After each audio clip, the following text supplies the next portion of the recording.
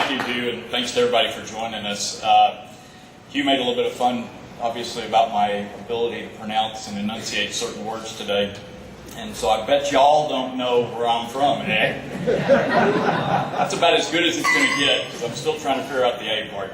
But I do want to thank the Board of Directors for their support, and their continued prudent oversight. It's really their work, Don's work, the management team's work, and really all 2,800 employees of EPCOR.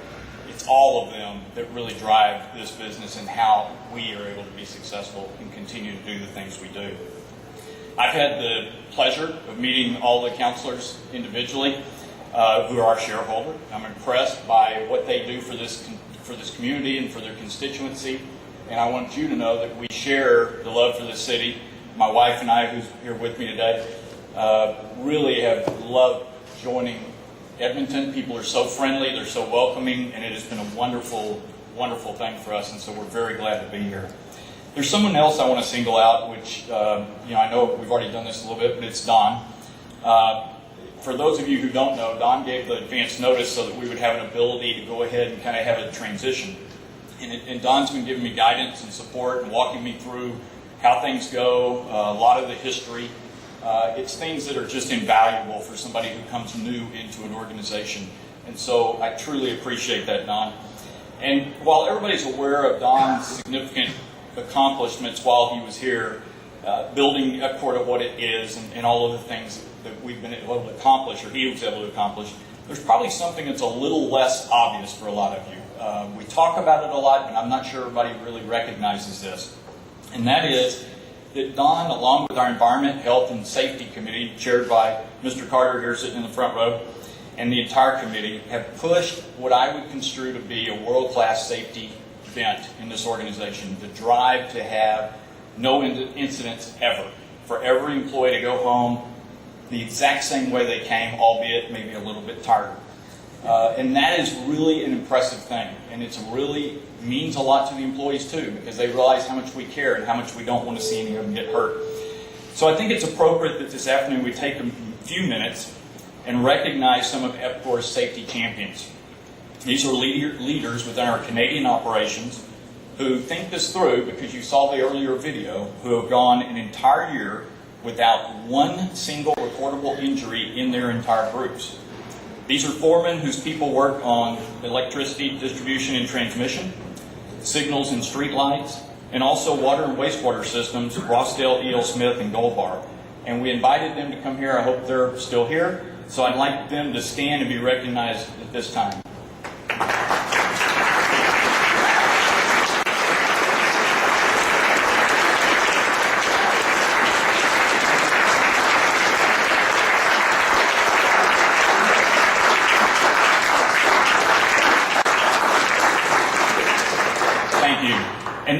Thanks to each of you and each of your teams, and make sure you tell them this, because what it really does is it proves to us that you can have an accident-free workplace, something that we're striving for all the time. And this is an especially amazing accomplishment, as I said earlier, when you consider the technical and very dangerous work that a lot of these people do throughout all the seasons in some really incredible weather challenges. I've spent a lot of time over my first 2 months here getting out in the operations and trying to meet with our employees. And to Don's point earlier, the people are what drive our business, and they always will be. Our people are hard at work. They're driving our operations. They're driving our business each and every day, and they are truly the heart and the soul of EPCOR, and I'm very proud of them. So where do we go from here? Well, my business instincts tell me that there's a tremendous opportunity for us to be a water expert like we did in Kananaskis. I think the concept of partnering with government on infrastructure projects is something that poses a win-win for all involved, and I personally believe it's going to be a model that people are going to use throughout North America, and I think it's a place that we can play. We're also encouraged by the province's initiative to engage Alberta, or all Albertans, in a conversation on the stewardship and the management of our water resources. Obviously, a phenomenally critical issue, and one that's going to set the direction for policy for years to come. Water is very clearly an area where we're going to continue to seek growth opportunities, but it's not our only focus. As our people are concentrating on growth and improvements in our electric wires business and expanding our presence in roadway and specialized lighting systems, just like we talked about with the Light the Bridge initiative. Our strategic plan specifically targets those growth areas that Don mentioned in the capital region, the oil sands, and the Southwest. And I've already spent a lot of time looking at this plan. It's a good plan. It's one we're going to continue to execute. While it may need to be tweaked from time to time, I don't see us making any great deviation from where we are, because I think where we're heading is the right direction. Now, our people are not only focused on safety. They want to be involved in finding solutions for our customers.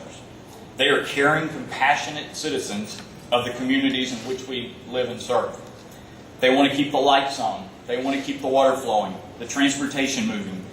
But beyond that, they're involved in tons of activities and volunteer efforts throughout our communities that help each and every one every day. And I just want to tell you, I'm very privileged to have been chosen to have the opportunity to lead this company from here forward. Thank you very much.